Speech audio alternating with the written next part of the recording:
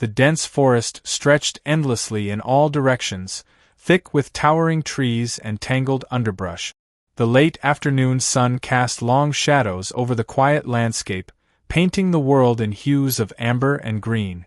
Rael had been hiking this path for years, knowing every trail, every hidden stream, every rustling whisper of wind through the leaves. But today something was different. A faint sound, something between a whimper and a sigh, drifted through the trees. He stopped, ears straining. It wasn't an animal. It was someone. Curiosity and concern drove him forward. He pushed past a cluster of thick ferns, stepping into a small clearing where the light barely touched the ground. That's when he saw her. A girl, no, not a human girl, was sprawled against the base of a fallen tree. Her silver-blue skin shimmered faintly under the fading light, streaked with deep cuts and dark bruises. Her long, iridescent hair, the color of a twilight sky, was tangled and damp with sweat. Strange, almost delicate markings ran along her arms, pulsating weakly. She was barely conscious, her chest rising and falling in shallow breaths. Rael's heart pounded. What was she? A trick of the light? A hallucination? But as he stepped closer, she stirred, her eyelids fluttering open. Her eyes, deep, glowing violet, locked onto his, filled with exhaustion and fear. He raised his hand slowly, showing he meant no harm. "Hey, can you hear me?" His voice was soft, careful. She tensed but didn't recoil. Her lips parted slightly, but no words came, just a shaky breath.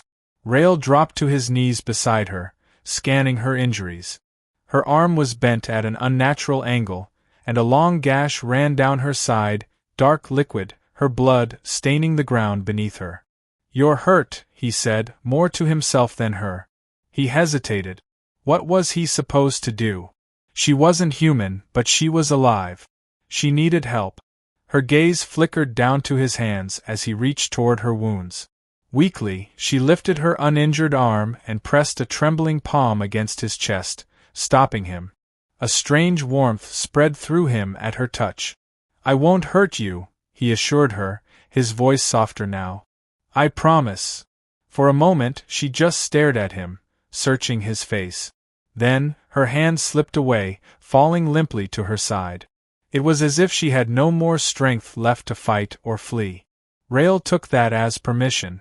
Carefully, he pulled off his jacket and draped it over her before tearing a strip of fabric from his shirt to press against her wound. She flinched but didn't resist. "Hang in there," he murmured, securing the makeshift bandage as best as he could. "I'm gonna get you out of here." Her lips parted again, as if she wanted to speak. Then, in a voice barely above a whisper, a single word escaped. "Naira." His breath caught. Was that her name? "Naira," he repeated, testing the sound. A slight tremor ran through her, and for the first time, something flickered in her eyes, relief. Rael slipped an arm beneath her knees, another behind her back.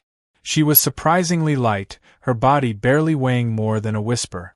As he lifted her, she let out a soft sigh, her head falling weakly against his shoulder.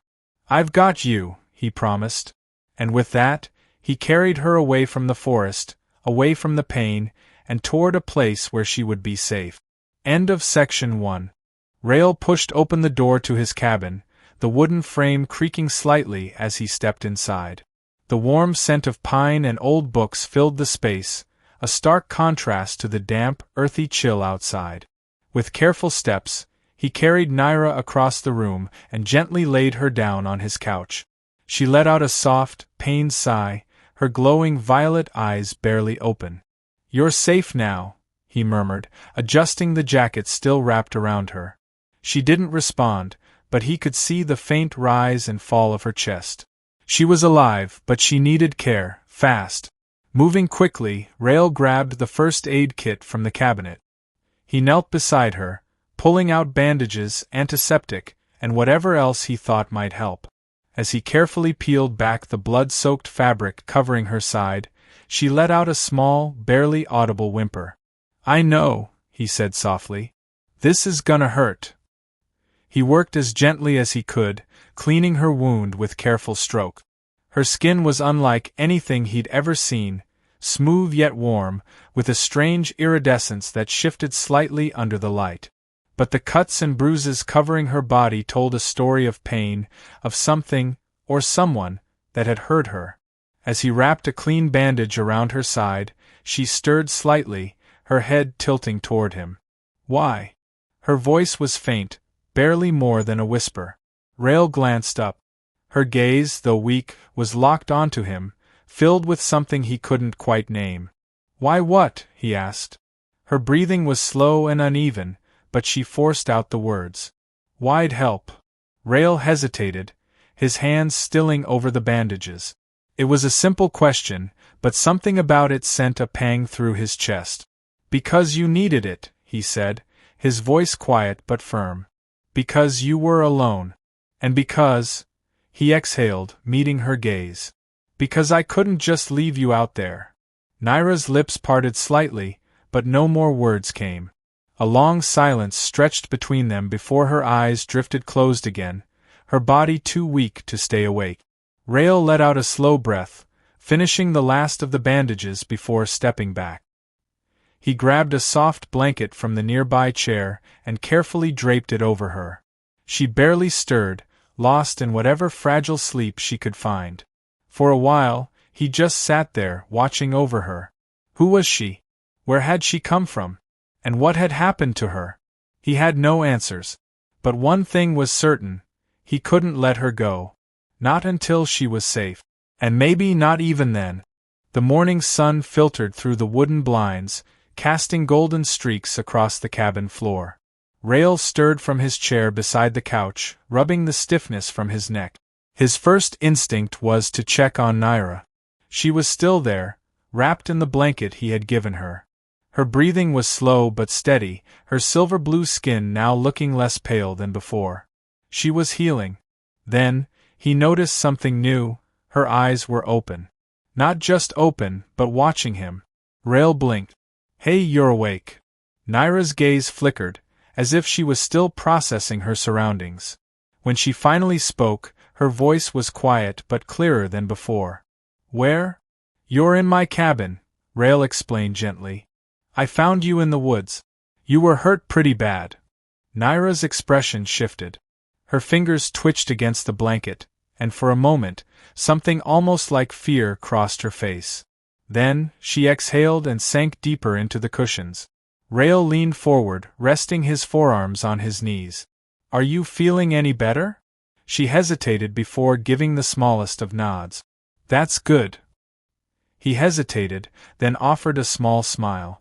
I didn't know what to do at first.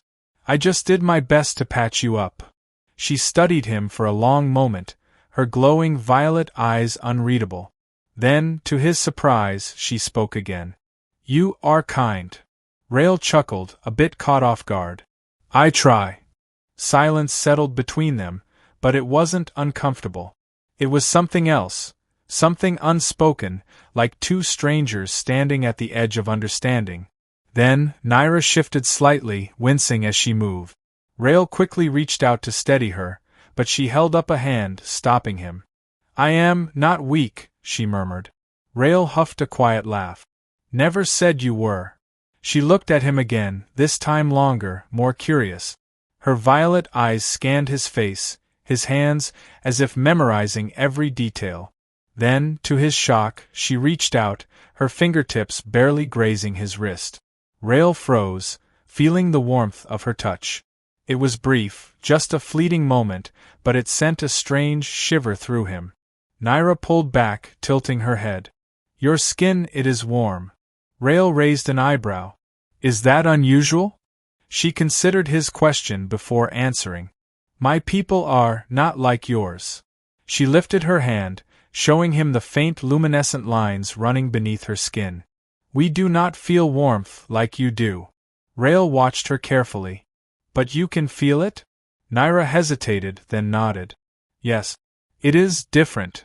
Something about the way she said it made Rael's chest tighten. "Well," he said, trying to lighten the mood, "different isn't bad." Naira looked at him, her gaze softening just slightly. No, she murmured. It is not. A few hours later, Rael set a bowl of steaming soup in front of her. Naira sat up, still weak but determined to regain her strength. She stared at the bowl with a curious expression. You've never had soup before, have you? Rael asked. Naira shook her head slowly. It's warm, he explained, pushing it closer. And it should help you heal faster. She hesitated but eventually lifted the spoon. The moment the first sip touched her lips, her eyes widened. Rael smirked. Good. Naira blinked, then nodded. It is strange. But not bad. Well, I'll take that as a compliment. She took another careful sip, savoring the warmth. Then, without looking up, she whispered, Thank you. Rael's smirk faded into something softer. He didn't say anything. He just watched her, realizing something he hadn't before. She wasn't just healing. She was trusting him. And that meant everything. Days passed, and Naira grew stronger. She could sit up on her own now, move around carefully, and even help Rael with small things around the cabin. She still tired easily, but every day she healed a little more. Rael found himself watching her, fascinated by every small detail. The way her glowing eyes softened when she looked at him. The way she hesitated before touching anything new, as if experiencing the world for the first time. And the way she seemed to listen, really listen, when he spoke, as if his words mattered more than he realized. But as much as he enjoyed their quiet days together, something nagged at the back of his mind. Naira hadn't told him how she ended up wounded in the forest. He hadn't pushed, not wanting to overwhelm her, but he knew she was hiding something. And soon, he would find out why. It happened in the evening. Rael was outside, chopping wood, when he heard voices in the distance. Human voices. His muscles tensed. He hadn't been expecting visitors. He quickly set the axe down and moved toward the front of the cabin, scanning the trees. The voices were getting closer. Then he saw them. 3 men, moving through the woods like they were looking for something. Their clothes were rugged, their boots caked in mud. One carried a rifle slung over his shoulder. The other 2 looked just as rough. Rael's gut twisted. He knew the type. Hunters, maybe, or men who didn't care much for rules. And they were heading straight for his cabin. He stepped onto the porch just as they reached the clearing. One of them, a tall man with a scar down his cheek, squinted at him. Hey, you live here? Rael crossed his arms. Yeah. What do you want? The man glanced at the others before answering. We've been tracking something. Strange footprints out in the wood. Real weird looking. Not an animal, not human either. Rael's heart pounded. He kept his face neutral. Haven't seen anything. The man studied him for a long moment, then smirked. That so? Mind if we take a look around? Yes, Rael said flatly. I do mind. The smirk faded. You sure about that? His tone carried a warning now. The man with the rifle shifted slightly, his fingers brushing against the strap. Rael didn't flinch. I don't like strangers poking around my place. The men exchanged glances. Then, before anyone could say another word, something shifted behind the cabin window. A shadow. Small, quick. Naira. Rael's stomach dropped. The scarred man noticed. His eyes flicked past Rael, and for a brief second, something like suspicion crossed his face. You sure you're alone? He asked slowly. Rael forced himself to stay calm. Yeah. Just me out here. The man held his gaze, as if searching for a lie. The silence stretched too long, thick with tension. Then, finally, he let out a low chuckle. Well, if you see anything strange, he said, his smirk returning, you let us know. Rael didn't answer. The men lingered for a moment longer, then turned and disappeared into the trees. Rael waited until their footsteps faded before exhaling. His hands were clenched into fists. They were looking for Naira. And if they found her, he didn't know what they would do. Inside, Naira was standing near the window, her body tense. She had seen them. Rael closed the door behind him, locking it. They're gone, he said, his voice tight. Naira looked at him, something unreadable in her glowing eyes. They were searching for me. Rael swallowed hard. Who are they? She hesitated, then finally spoke. I do not know them. But others have hunted my kind before. Rael felt something cold settle in his chest. Why? Naira lowered her gaze. Because we are different. Rael didn't need more explanation. He had seen it before. Fear of the unknown, the way people reacted to things they didn't understand. And now, Naira was in danger because of it. He took a step closer, his voice firm. I won't let them find you. Naira looked up sharply. You would protect me?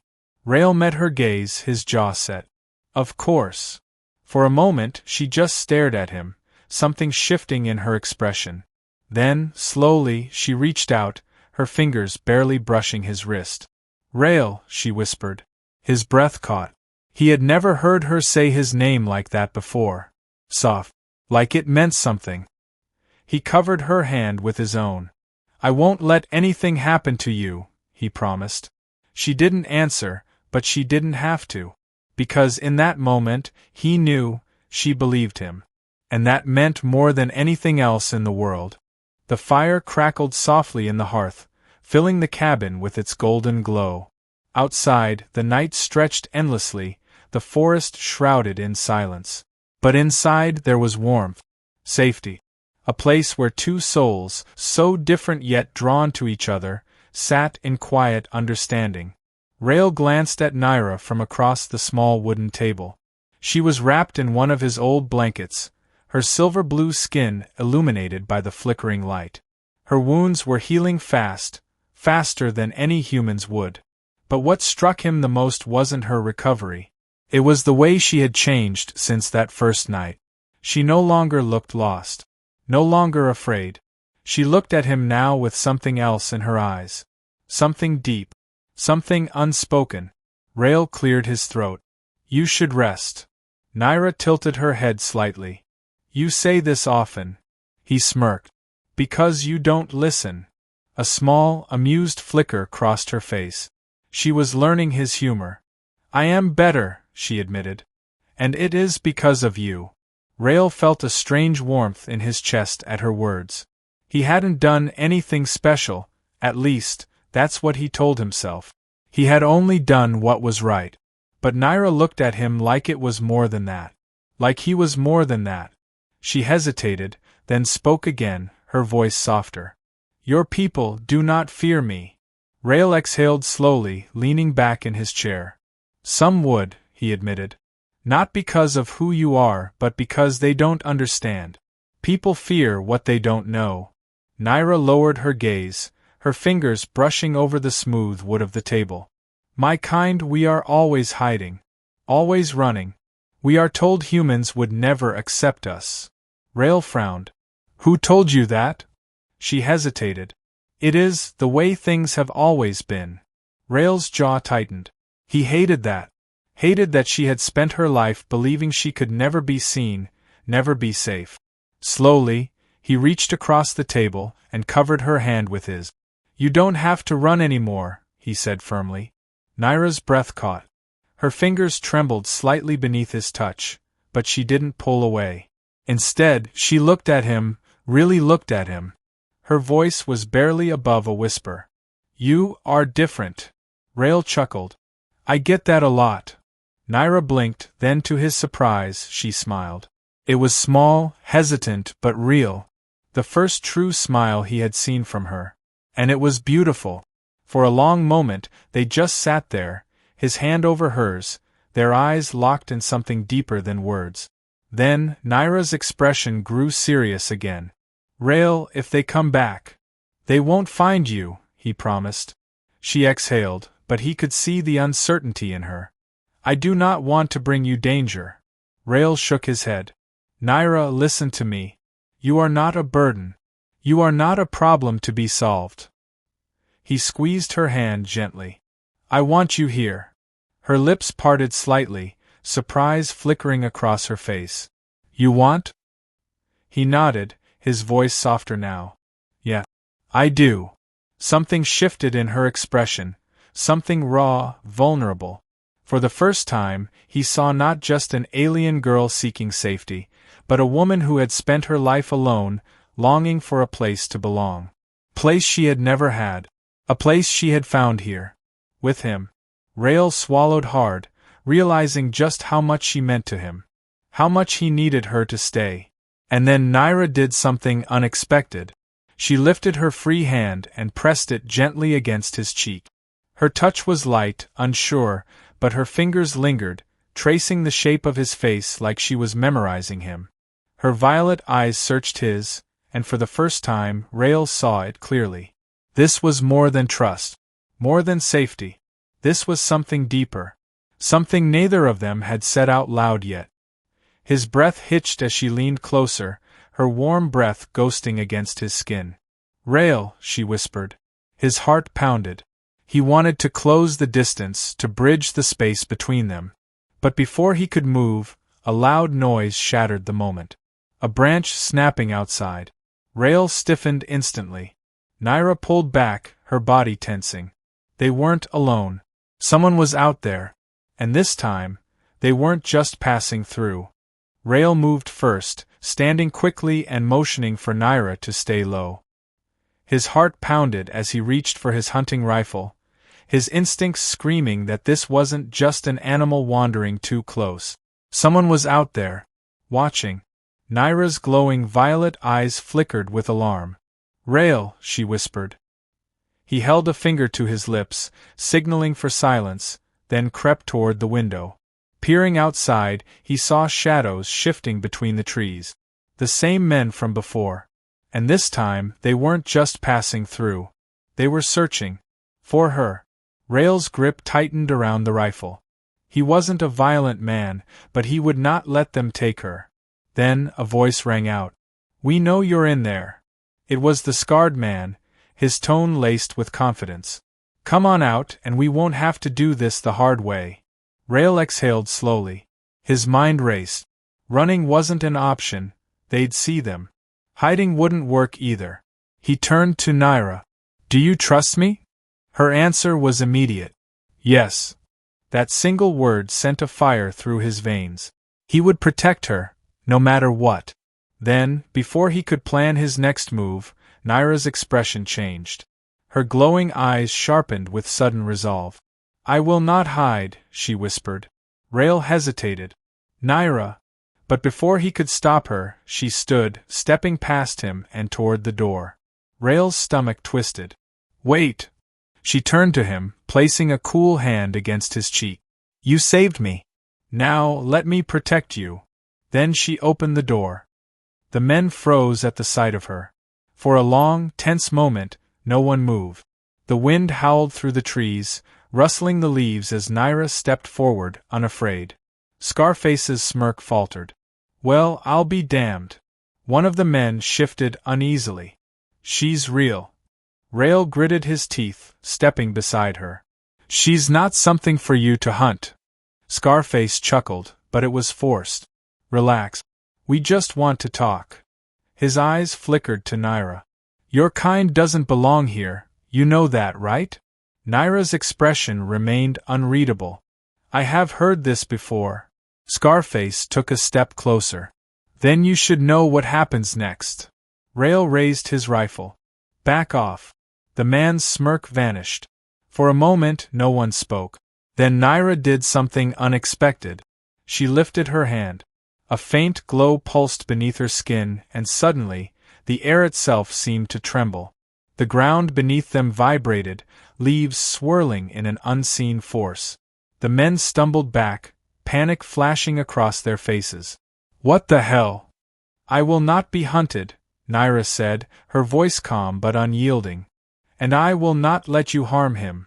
Scarface cursed, scrambling backward. "We're leaving. We're leaving."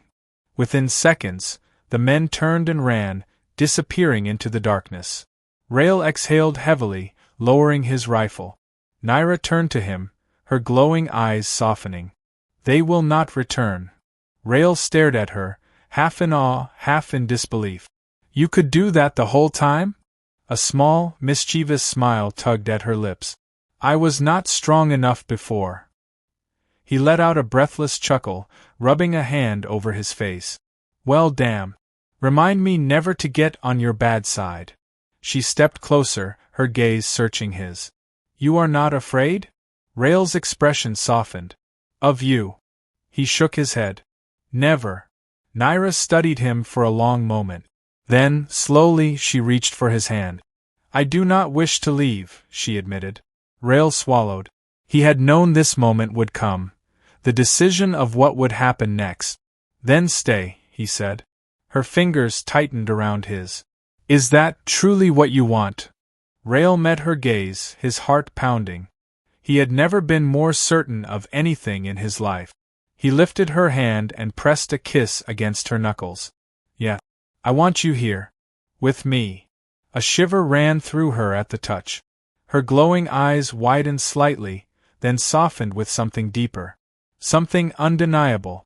She stepped closer, pressing her forehead against his. A silent, ancient gesture of trust, of connection. And Rael understood. This wasn't just about survival anymore. This was about them. Together. Forever.